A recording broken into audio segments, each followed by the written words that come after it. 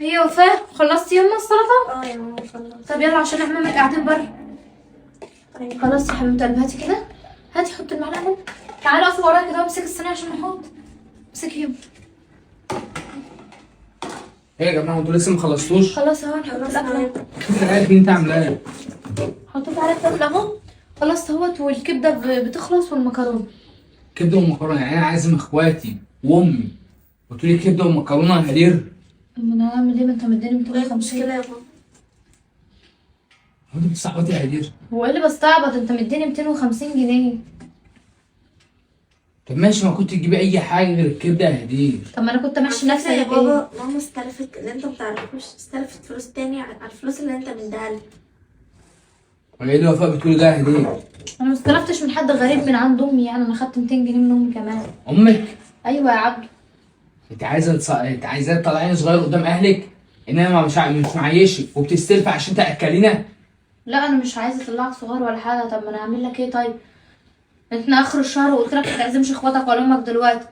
فكرت ان انا ما بحبهمش ومش عايزينهم يجوا ومفضل اهلي عنهم والشغل ده. ما هو انت كده عايزه تطلعيني صغير قدام اهلك ان انت رايحه تمدي ايدك لامك؟ انا عايزه فلوس عشان امشي بيتي. والله ابدا انا مش عايزه اصغرك قدام حد، وما اقدرش اصغرك قدام ايه حد. المشكلة؟ على قدنا، عاجبهم ياكلوا، مش عاجبهم خلاص. دي مش مشكلتي دلوقتي، مشكلتي ان انت رحتي جبتي حاجه فلوس من امك وعرفتيها ان انت في عزومه عندنا ومعناش فلوس. انا ما عرفتهاش حاجه والله العظيم. انا ما بحكيش اسرار بيتي لحد، حتى لو امي نفسها. انا قلت لها يا ماما عايزه محتاجه 200 جنيه. اكيد بس. طبعا قالت لك جوزك ما بيشتغلش وقاعد ومش مكفيك والحوار بتاع كل مره ده. لا اله الا الله، ما اتكلمتش معايا في حاجه يا عبد. ما اتكلمتش معايا في حاجه يا عبد. لا بقى حوار امك ده هنتكلم فيه بعدين، تمام؟ الناس على بره. كبده ومكرونه، اعملي اي حاجه تانية شوفيها عندك كمان. مفيش يا عبدو، وانا عندي حاجه في الفريزر يا عبدو. سامحة طلعيني صغير قدامك. ماشي ماشي يا هدير. لو كويس والله ان اخواتك قاعدين بره موت صوتك ما شاء الله.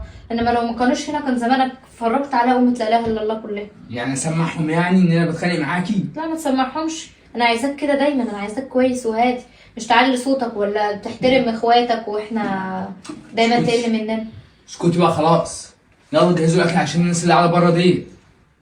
يلا ما تبصليش كده. حاضر يا اخويا، هننزل الاكل ونطلع. بسرعه. شوف اي عصير عندك اعمليه. ماشي هعمل. جايبه فاكهه، وحتى بص جايبه فاكهه واستلفت من امي عشان اجيب لك الفاكهه دي. امك تاني برضه؟ ما تجيبيش سيره امك.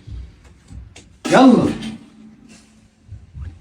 ابو كده غريب والله. مش عارفه اقول ايه والله يا بنتي. ما معهوش فلوس وعايز يعزم ويتفشخر ويتعنطز قدام اخواته ان هو عامل عزوم. انا كنت هجيب له فلوس منين؟ متضايق قوي ان انت استلفتي من تيتا. طب انا كنت يا بنت هجيب له منين؟ يعني بيقول لك عايز فاكهه وعايز عصير ومش عارفه ايه والكلام ده كله، انا كنت هجيب له يعني منين؟ لو رحتي استلفتي من حد غريب مش هيتضايق؟ لا ما كانش هيتضايق يا اختي، كان هيتضايق. مش عارفه سيره امي بتعفرته. هي سيره امي بتعفرته. ربنا يهديه. هاتي يا بنت الصينيه يا بنت، حطي كده كده على المغرب المكرونه والكبده. امسكي كويس للحاجه تقع منك. بسم الله. يا معين يا رب.